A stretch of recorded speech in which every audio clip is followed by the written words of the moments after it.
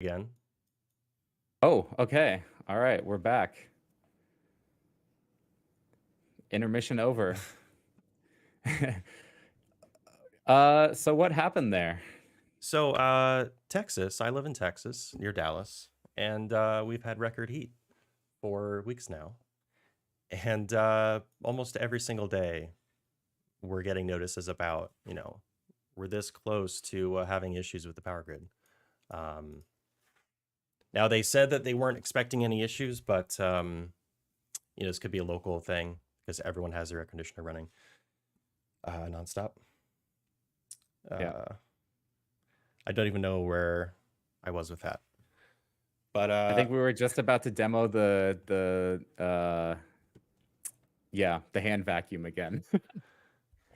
well, now I'm scared. So Okay, so then we won't You've do ji- it. We're you've not going to jinxed do it. it. At this Yeah. point, you shouldn't. So I I'll, think the last two things we can quickly touch on before we should jump to some more questions, because I know they've been piling up here, is actually uh, more of the capture stuff. So this wasn't an announcement today, but or really part of the announcement, but it is still pretty cool. So we have two things. Um, well, the first part is that HD60X is now the world's first G-Sync validated capture card. Um, Gerardo, do you want to explain a little bit about what that means and maybe what what we went through in this process? Sure. Let's see. You guys know G-Sync, right? G-Sync is our technology to enable you to game with low latency, with no tearing, and get the best experience. So why is that needed? When you're gaming, if you're gaming with no V-Sync and you're trying to put out as many frames as you can, what happens is when a frame is sent to the monitor and the monitor starts scanning it, you can have a new frame be generated. And if the new frame is generated, the new frame is sent to the monitor, and midway of the scan, you see a tear, right? So that can create a couple of things. You can see tearing, which is you see like an image broken, and you can see some ghosting. G-Sync, what it does is it makes the GPU talk to the monitor so that when the frame is ready, it tells the monitor to scan it. And that way they work in tandem. And because they're working together, you never get tearing and you don't have the latency that you could introduce with V-Sync. Now, the challenge is if you were a live streamer trying to do any kind of capture on a G-Sync monitor, the problem is that the GPU is telling the monitor to wait and not scan the next frame, but no one told the capture card. So what happened is the capture card went and scanned the frame midway. So these on capture cards, if you were trying to use a G-Sync monitor and a capture card, you could see some stutter or you could see some issues. Um, Essentially, what we've done now with Elgato is that we've worked to make sure that the capture card can work great with G-Sync. The capture card in Elgato has a VRR module, so it has a module that can capture frames variably. And that way, when the frames are sent from the GPU to the monitor and the capture card, you never tear them. You still get the full frame. And then what you do is you convert that on the capture side, so you capture on a static rate. So you still produce the content you want at the FPS that you've set, but now everything can work together. Now, this was really cool because we worked with all of our G-Sync team. G-Sync is a monitor technology, so they had never thought of it as a capture technology. So it was kind of a first. Phil and I stumbled upon more bugs that we Yeah. imagined we were going to encounter because no one had ever used it this way. But it was really fun. We got it to work, and now you can basically have your G-Sync monitor with G-Sync technology on. You can have the capture card and capture everything perfectly on. We're going to be expanding on that technology a bit. I think it's right now everything works fine on duplication, and we're going to be extending it. So if you're running it in other modes, like you want to set up the capture card as its own device, we are going to be updating our drivers so that you can do that, and it will automatically recognize it as a G-Sync display. Even though it's not a display, it's a capture card, and everything will just work. So this is super cool. And if you happen to have that, you happen to use capture cards, and you like G-Sync technology, now they work together. Yeah, it's really nice just from the user experience side, because if you guys have an HD60X, you don't even need to update it or do anything. Just from one day to the next, if you have a G-Sync display that's compatible, it does G-Sync over HDMI, and you have an HD60X, you just one day the driver will say, "Hey, we noticed you have a G-Sync device connected," and then it'll just enable itself. You can go in now and force it, or you'll be able to in the future with that driver update. It'll just happen automatically, and it just means no screen tearing. Make sure it makes sure you've got the lowest latency when playing, to your monitor. and it just makes for a better experience for you while you're gaming, which is really nice. It also, I mean, the requirements here were pretty stringent. I mean, we pushed the capture card through quite a bit of testing, and we were making sure that at literally every stage. So essentially, what we've had to do is make sure that there is no like broken frames, no stutter or anything like that from, I believe it's what, 20 hertz all the way up to 120 hertz. So you can have your frame rate kind of bounce in between 20 all the way to 120.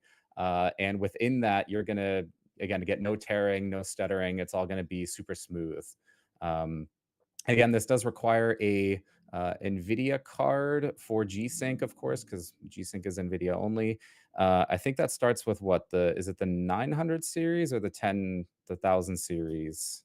Because Oh this wow, isn't just G-Sync, right? This is because it's running over HDMI. It requires a different Or is it even the card 20 generation. series? no, I I need to would, check it back, but it should work Yeah. on prior generations. yeah, I believe so too. So I think at least 10 series, I think that covers most At least people 10 here. series for sure. Yeah. And But then it does yeah, need the new capture cards from Elgato. Like you guys do need the VRR module. that's correct. Yeah. So you do need the HD60X for this to work. Again, you don't need to update though, which is quite nice. You won't need to update or do anything, which is fantastic. And so to kind of wrap up the discussion around capture, for the longest time, we've been doing 4K 60 HDR capture for quite a while.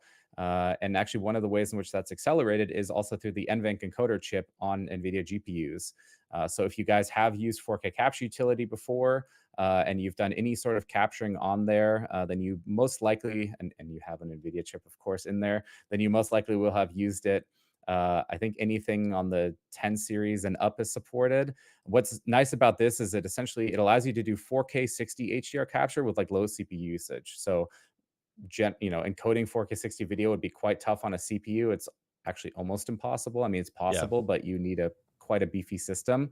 But what's nice is when utilizing the GPU hardware, the built-in encoder, your CPU usage can be really low, as in like, I don't know, something like 10%. I'm just gonna throw out that number.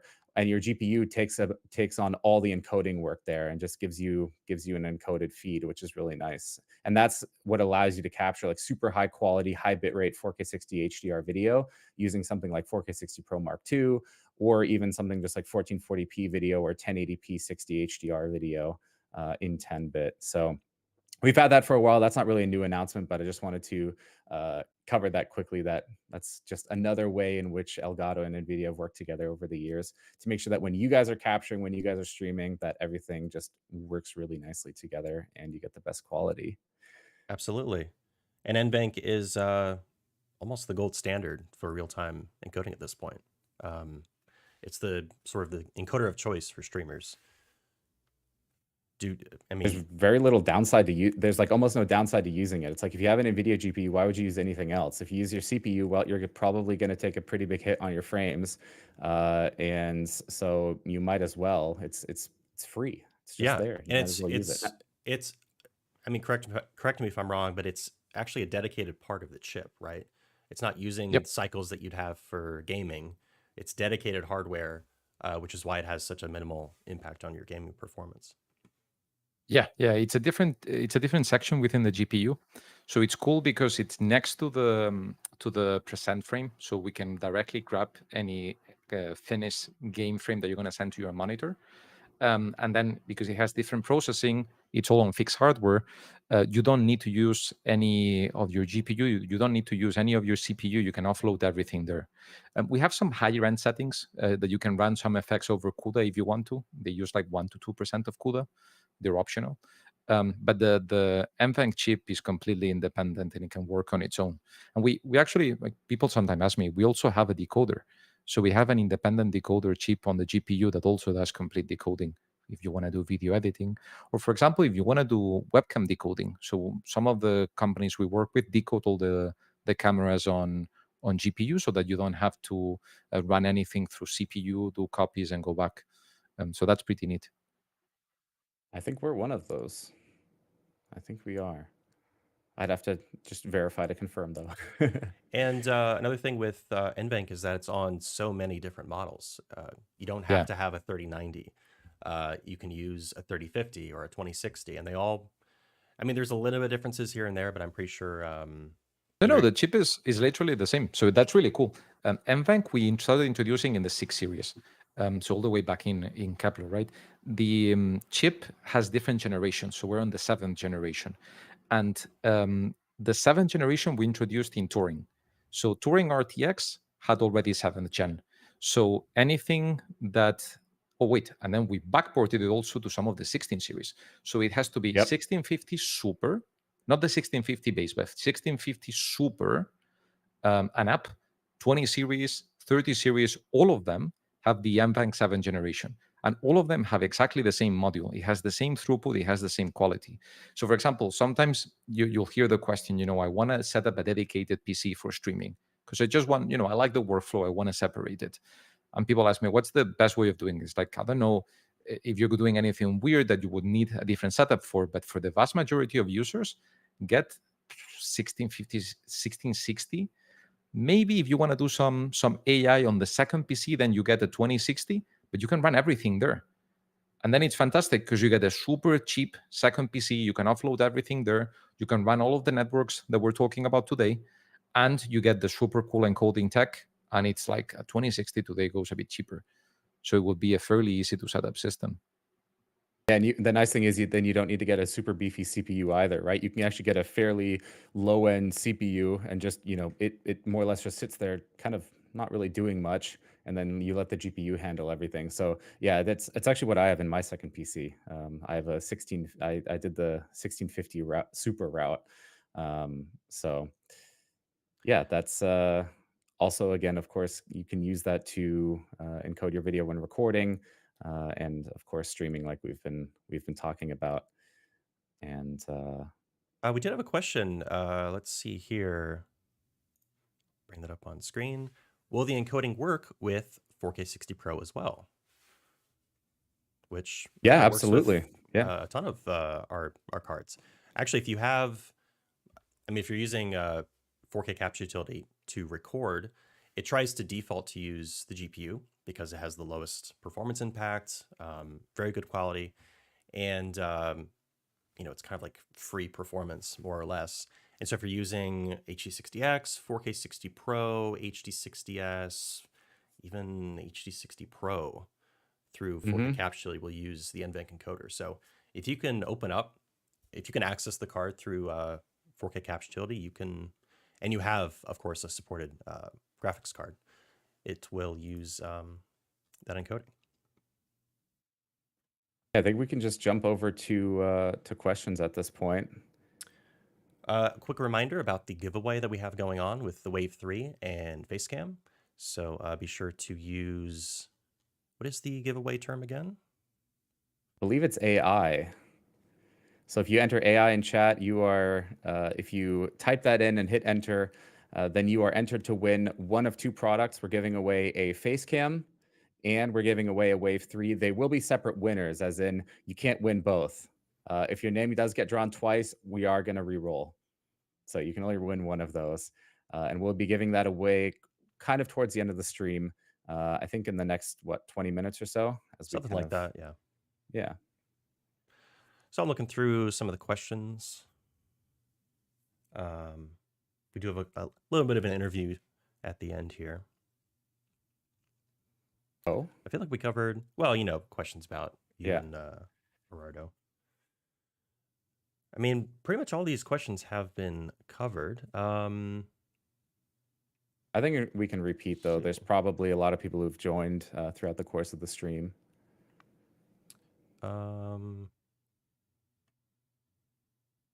Let's see here. Yeah, if you guys have any for the chat, if you guys have any questions for either myself on the Elgato side or Gerardo on the Nvidia side about some of the stuff we've been talking about today, then now's the time to get those questions in. It's actually, just before this, we were talking about how Gerardo doesn't show up on live streams that much. So it's kind of a rarity having him here. And so you guys are getting special exclusive access. The irony. So we have a question here asking, if I already have VSTs set up, is it worth using the NVIDIA broadcast noise removal? Is it better than having a noise gate with other VSTs? Actually, Brett, do you want to take that one? Because I've been doing a fair few of the Wavelink videos. So NVIDIA, at least in my experience with NVIDIA broadcast, you kind of don't need anything else besides it. It kind of handles both the noise reduction with, as was mentioned earlier, it sort of segments the audio. So it, as things get louder, it does a very good job of keeping it pretty stable. But it also kind of has a noise gate type effect to it. So if there's no audio passing through that's considered noise, it's just kind of completely silent. So you can kind of replace all of your noise processing chain VSTs in Wavelink with just NVIDIA broadcast noise removal, at least in my experience. I certainly would say if you have an RTX GPU to use or available, go ahead and give it a try. It's completely free. Just download off our website. And of course, you can make a Wavelink preset to save your current configuration of VSTs that you happen to really like, and then give it a try with the broadcast noise removal. There's actually a really cool use case, which is kind of separate. I mean, it's still within Wavelink, but have you guys ever been on a call with friends who are like super noisy, or like maybe they're still living in their mom's basement and she comes down, they're all yelling at each other and stuff like that? So what you can do is you could actually apply the VST not just to your mic channel, but also to your voice chat channel. So that way whoever's audio is coming in, say through Discord or any application or in-game, right? Often it's actually the in-game, like say you're playing Warzone and you have like a party chat, right? That audio is generally not filtered well, so you'll hear a lot of background noise. You can have that go to Wavelink, and then Wavelink can take care of the processing through and send it through the noise removal VST, and then that way, if they're eating chips or doing anything, that all gets removed. So you can apply to, again, any channel, and you can apply to your mic channel and then to your friends chat, or maybe you have something else. Maybe you're actually listening to, I mean, it's kind of cool in a way, because what you could in theory do is you could even do something like a YouTube video. Like say there's a really noisy YouTube video that's coming through like Chrome, and you have Chrome going to its own Wavelink output. Well, then you can just apply it there, and now that if it's someone talking and it's really windy or something like that in the video, it'll actually in real time filter out that background noise. So yeah, get creative with how you use this VST. It doesn't just have to be for your microphone. And Phil, you can use it with different strengths per source, right? Yep. Mm-hmm. Because Yeah. that's something I really like, is if you bring in a guest to a show, we never have the same environment. And so NVIDIA Broadcast, for example, first, it only does it on your microphone, so it doesn't do it on someone else's. The Wavelink implementation is fantastic because of that. You can have different people, you can set each of them separately, and that way you can get the best out of each. A really interesting question here that I'll bring up. Question: will this VST be released soon for OBS as a standalone thing for Mac users to use? It really can't be. So this VST uses the tensor cores of NVIDIA RTX GPUs, and Apple is moving in their own direction in terms of hardware. So that's not really possible, unfortunately. Yeah. But the VST, so OBS actually has this integrated in OBS already. So like if anyone needs to test it in OBS, you can. It's just the Mac issue is there. Yep. They don't like to play with us. Here's another one question. I have a 1660 Ti with a VST plugin work. That's also a no on that, because you do need an RTX card. So I believe the lowest form of RTX card you can use is at the 2060. There's actually a new 2050 on laptop. It's kind of rare to find them, but now we have a 2050 on laptop. That's the entry point. So the 1660 Ti, the only thing I would recommend, RTX Voice, which is the very first network we did, we patched that so you could use it on any GPU over CUDA. So it's the best thing you can get until you can upgrade the GPU. There's we also put to actually I don't think we've mentioned this at all during the stream here, but we put together this incredible landing site, this web page, which details all of the different ways in which Elgato and Nvidia have been working together, and some of the launches that we've been talking about today. So I'm just going to go ahead and paste that in the chat. If you guys want to take a look at it, it's just elgato.com/Nvidia. You can find all the details there. There's demos of the camera hub background removal and replacement. There's demos with using Brett's handheld vacuum cleaner, and that one, the vacuum cleaner, you can actually hear it and see it, and it doesn't turn off the power. Yeah, you can also get all the details on G-Sync, HD60X in there, as well as NVENC. So go ahead and take a look there, guys. It probably has a lot of the answers that you have questions on. But anyways, let's continue. I'm never gonna live that down, huh? Oh, I hope somebody clipped it. No. I'm sure. Do you think Camera Hub related? Camera Hub. Well, there's one last question about this, which we kind of talked about, and it is, with the audio filter, can it handle more than one microphone input? For example, a podcast. That depends more on the software that you use the audio filter in. So, for example, Wavelink at the moment only does one microphone. That's your one wave mic or your Wave XLR. However, if you use, I don't know, what other software out there, does Audition do multiple mics as a recording, or no? You need a multi-input interface.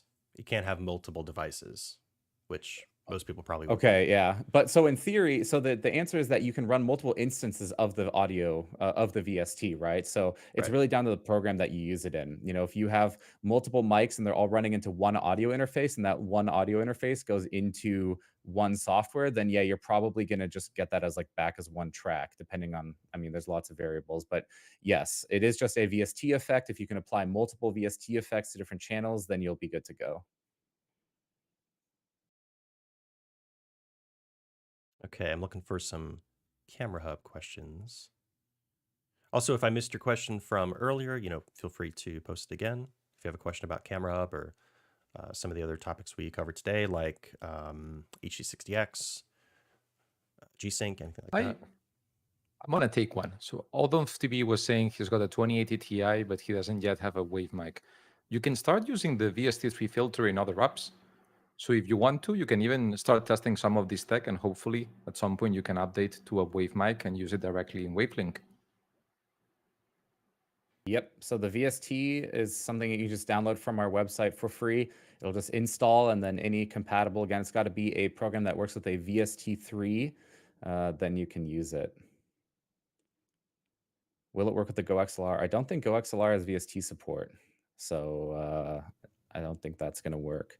I saw a question of someone, 1030JH says, sorry, late to the party. Does this work with Elgato capture cards or only the face cam?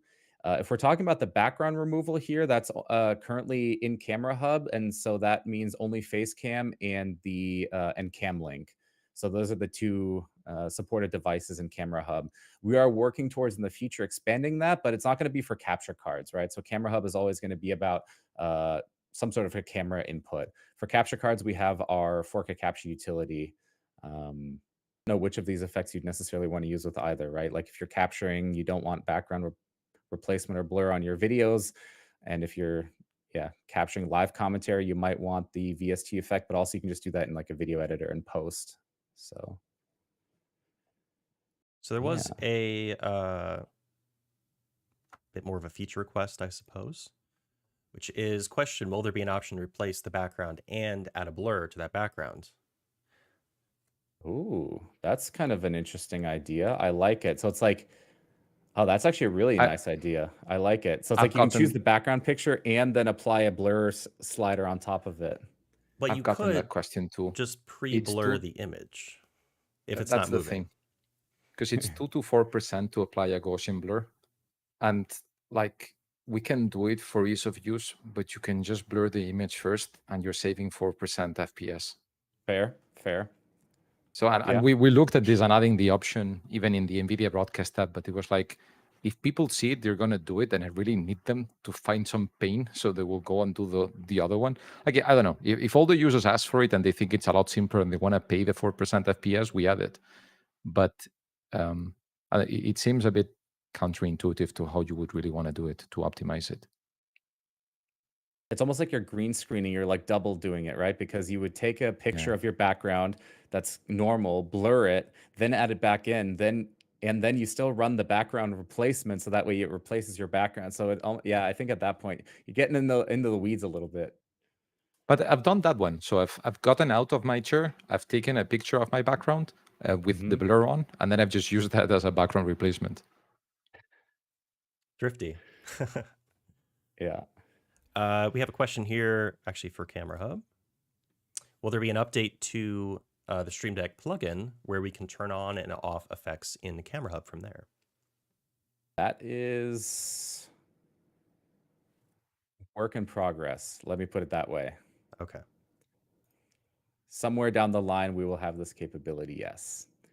When is, of course, I know it always sucks, right? I want to be able to say, oh yeah, it's coming next week, or it's coming, in a month on Thursday. Fortunately, we can't really give timelines because it's just things shift. I think Steggy, if you've been watching, Steggy's given that spiel often enough, but essentially, yeah, we can't give timelines. So like, yes, that makes a lot of sense, right? I would love to be able to just tap on my Stream Deck and switch backgrounds or turn on and off the effect. So, it's something we know, we want to do it ourselves. It'll be there eventually. It's just going to take a little bit of time. Speaking of that, Gerardo, I'm gonna lob one your way, which is, when am I gonna have official Shadowplay integration with Stream Deck? Keep asking for it. So the problem is the team has a lot of competing requests. So I keep always reminding them we need this thing for Elgato. So hopefully at one point, the thing is nowadays you guys can do it with the bar radar implementation. So it's kind of, it's not perfectly covered because ideally it would come from us. But Bar Radar, one of the devs that does plugins for the Stream Deck, did a great implementation. So he has one done for that.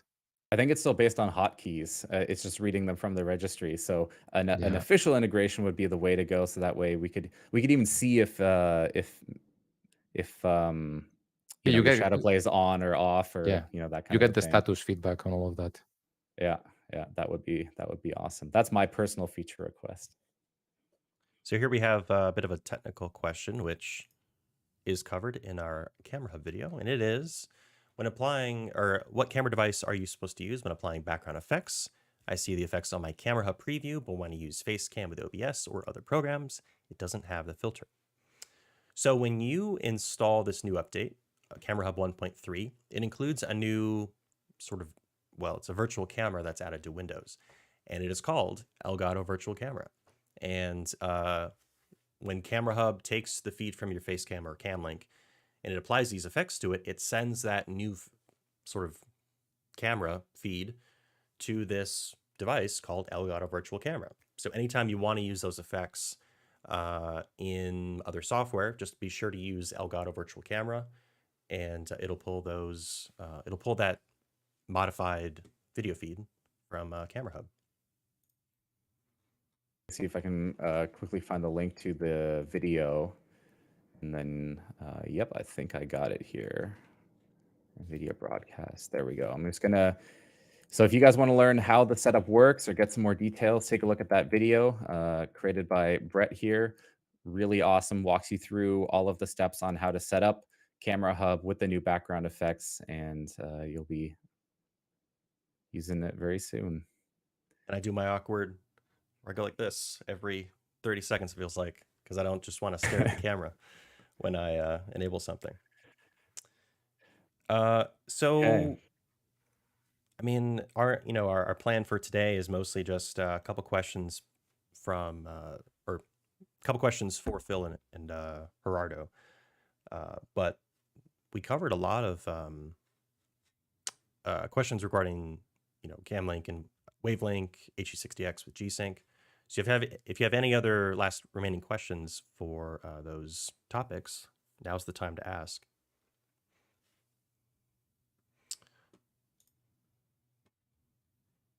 I think at this point we could probably, while some people get maybe 1 or 2 more questions in, we could probably do the giveaway at this point.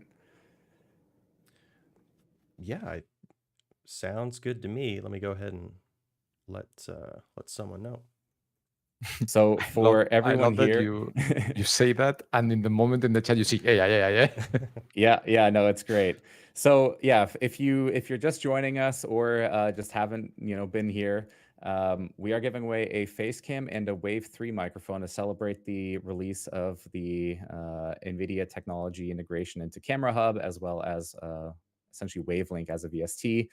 The key word is AI. AI. I don't know if caps matters. Maybe one of my producers can help with that. Does capitalization matter? AI? I'm not really sure. But yeah, type that in chat.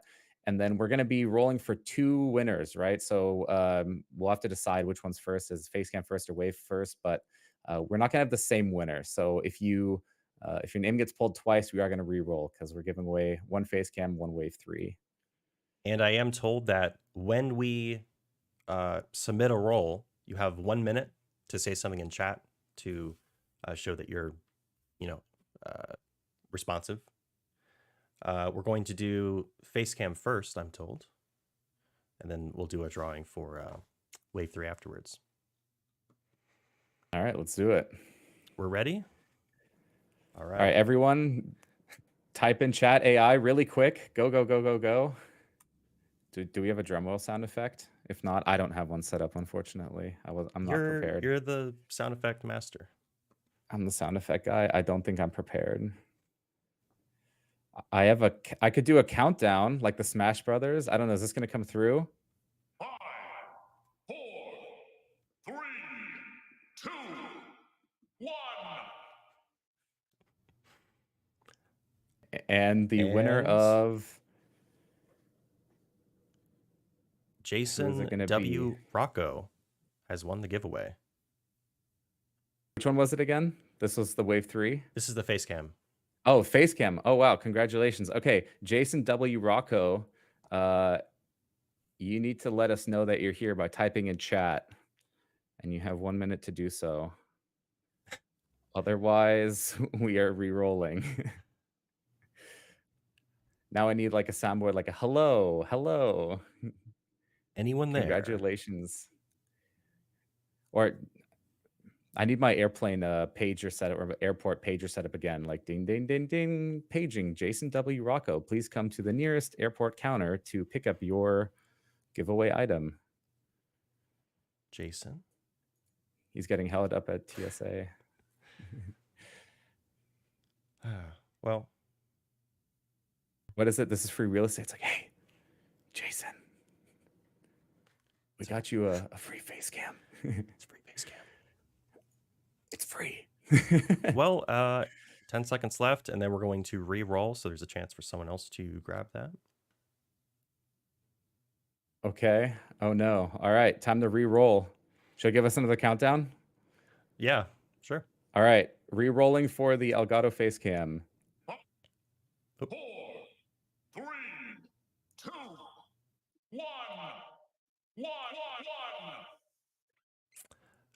1. Hubert? How do you say The winner is... Oh, Humberto. There we go. Very nice. He replied in chat. Awesome. Well, congratulations. Congrats. A face cam will be yours, which means you'll be able to use all of the effects as well, if you have an RTX card, that is. We are going to be reaching out to you via chat, I believe, Twitch chat, to get some information after the stream. I think that's how this works, but I will get confirmation on that. So congratulations to you. Now we're going to go ahead and roll for the Wave 3. I'm going to give us another countdown, but this time I'm going to count up to 5.